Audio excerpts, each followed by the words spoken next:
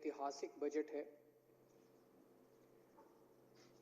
आज़ाद भारत के इतिहास में चाहे आप केंद्र सरकार ले लो, चाहे कोई राज्य सरकार ले लो, आज़ाद भारत के इतिहास में पहली बार एक रोजगार बजट प्रस्तुत किया गया है।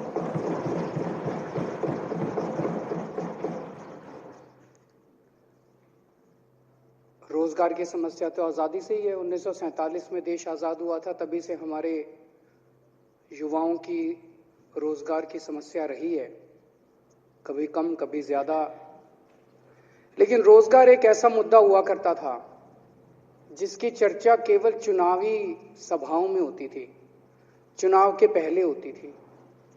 हर पॉलिटिकल पार्टी चुनाव के पहले कहती थी हम आए तो हम 5 लाख नौकरी दे देंगे, हम आए तो हम 10 लाख नौकरी दे देंगे, ये कर देंगे, वो करो। फिर चुनाव जीतने के बाद कोई बात नहीं करता रोजगार की, उसके बाद तो फिर बंदर बांट होती है।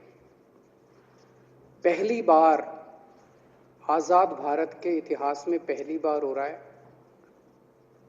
कि एक बजट केवल और केवल रोजगार के इर्द गिर्द बनाया गया है, बच्चों को रोजगार देने के लिए बनाया गया, सबके घर में खुशहाली लाने के लिए बनाया गया है।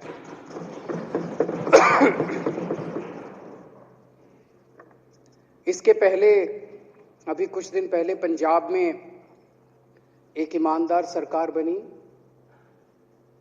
आम आदमी पार्टी की सरकार बनी, और उसके नतीजे 10 दिन में ही देखने को मिले कि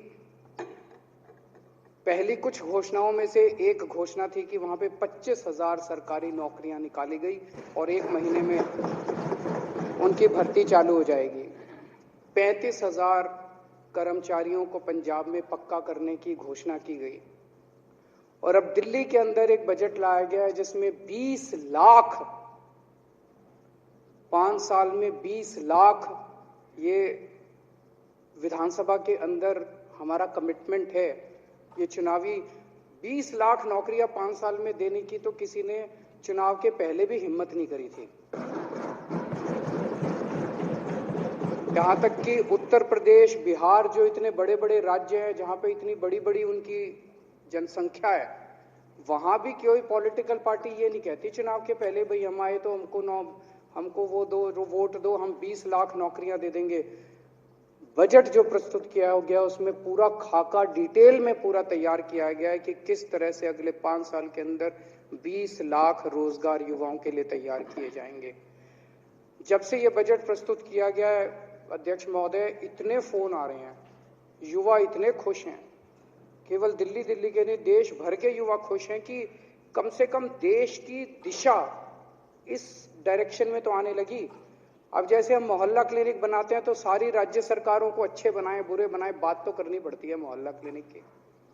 हम लोग स्कूल अच्छे करते हैं तो अच्छे करें बुरे करें, सारे देश में चर्चा तो हो ही गई।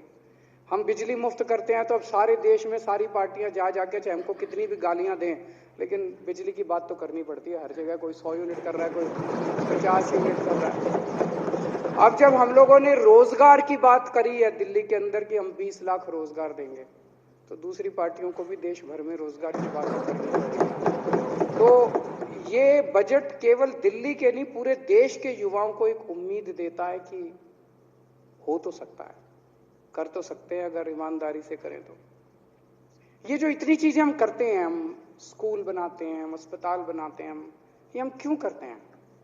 हम रोजगार बजट क्यों लाते हैं? ये इसलिए क्योंकि हमारी विचारधारा, हमारी पार्टी की विचारधारा ऐसी है। कई लोग पूछते हैं मेरे से आम आदमी पार्टी की विचारधारा क्या है? आम आदमी पार्टी की विचारधारा के 3 स्तंभ हैं। पहला, कट्टर देश प्रेम।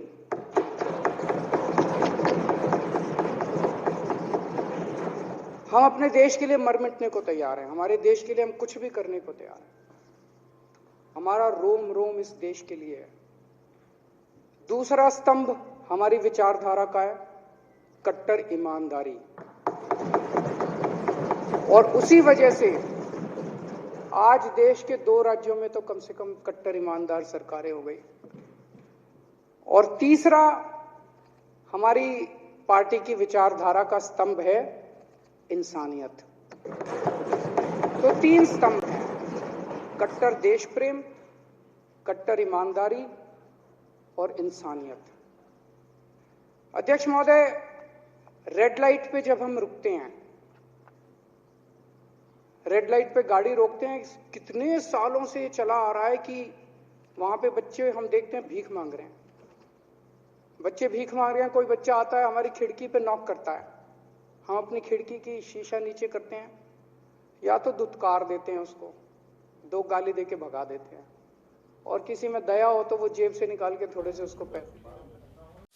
खबरों के निष्पक्ष विश्लेषण के लिए सब्सक्राइब करें Jantantra TV and press the bell icon. Never miss any update.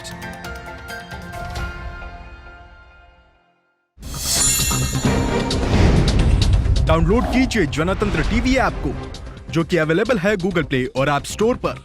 अधिक जानकारी के लिए अभी डाउनलोड करें।